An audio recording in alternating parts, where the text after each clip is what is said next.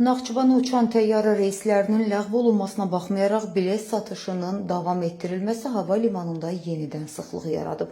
Günlərlə hava limanında qalan sərnişinlərdən bəzilərinin vəziyyəti pisləşib və təcili yardım çağırılıb. Sərnişinlər bildirir ki, qassada onlara təyyarənin bir neçə saat sonra uçacağı bildirilib və bilet satılıb, lakin hava limanına gələndə bir neçə gün uçuş olmayacağı deyilib.